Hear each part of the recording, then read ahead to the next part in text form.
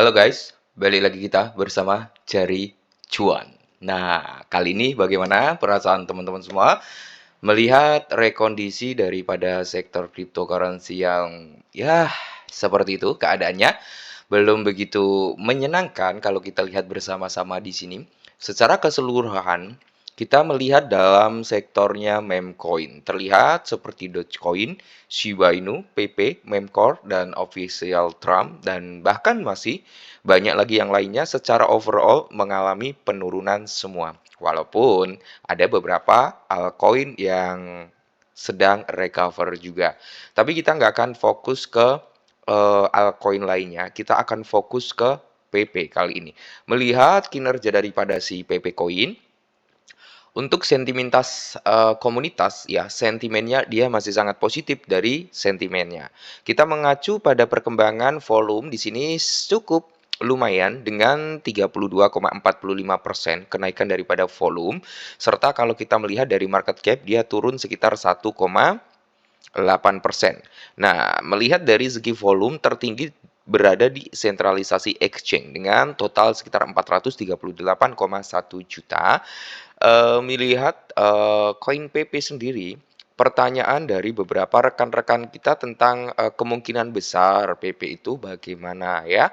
Ya skenario A, skenario B, dan seperti itu. Nah, di sini kita langsung melihat untuk kinerja daripada si PP Coin melalui TradingView, teman-teman. Kita bisa cek bareng-bareng untuk si PP Coin sendiri, saat ini dia masih tertahan di area supportnya dia ya teman-teman ya. Dia masih tertahan di area supportnya dia sini. Apakah area ini akan mampu menahan daripada si PP? Nah, kalau kita melihat dari rasionya ya, ini adalah range, rentan harga ya. Nah, jadi kita ngambil dari closing body sampai ke swing-nya teman-teman. Nah, jadi ini ya. Ini closing body, ini swing. Jadi untuk saat ini dia udah berada di range area supportnya dia. Kalau area ini tidak mampu menahan daripada pergerakan si PP Coin, maka kita akan bersiap-siap nih PP Coin bisa turun jauh lebih dalam lagi.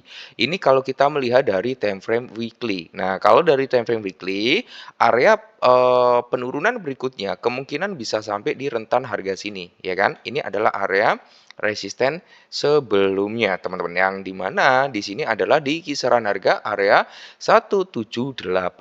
Nah, ini dalam time frame weekly. Kalau kita melihat jauh lebih dekat lagi dari time frame daily, di sini teman-teman bisa melihat sendiri untuk keadaan daripada si PP Coin.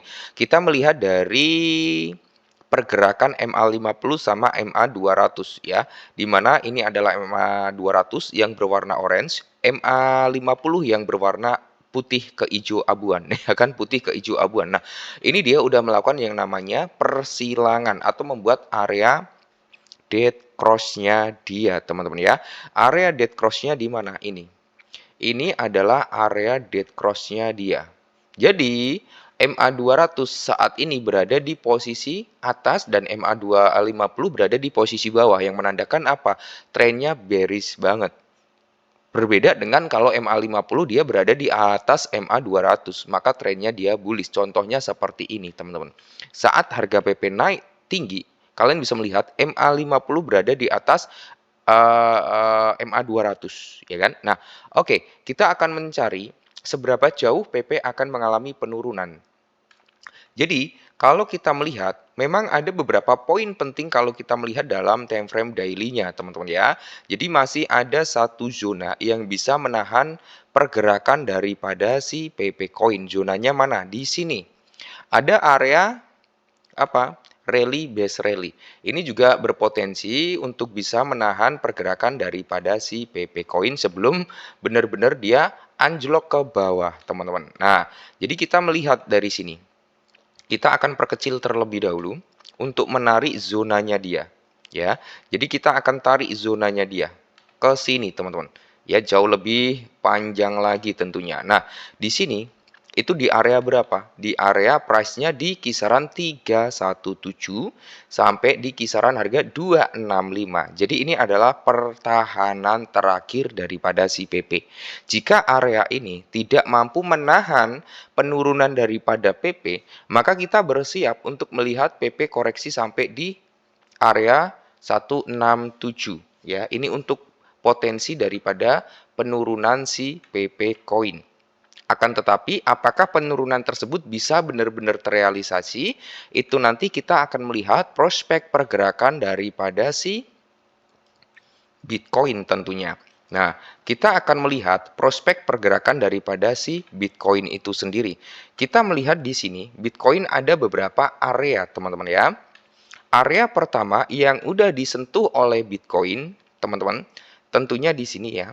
Ini kalau kita mengacu pakai Fibonacci retracement seperti ini, maka dia udah ngejebol di area golden ratio. Golden ratio udah kejebol, ya kan?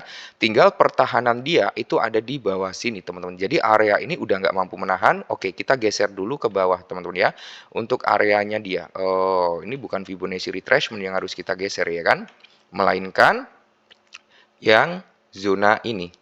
Ini kita geser ke sini, teman-teman. Nah, kita geser ke bawah. Jadi ini akan menjadi area pertahanan daripada si Bitcoin itu sendiri nantinya. Jika area ini tidak mampu menahan pergerakan daripada si Bitcoin, maka kita akan melihat penurunan yang jauh lebih dalam lagi tentunya. Di mana? Di area sini teman-teman ya. Area ini cukup bagus sebenarnya. Ini adalah area pertahanan terakhir daripada si Bitcoin. Jika nanti Bitcoin ngejebol di area ini, maka bersiap-siap kita masuk ke dalam fase bear market.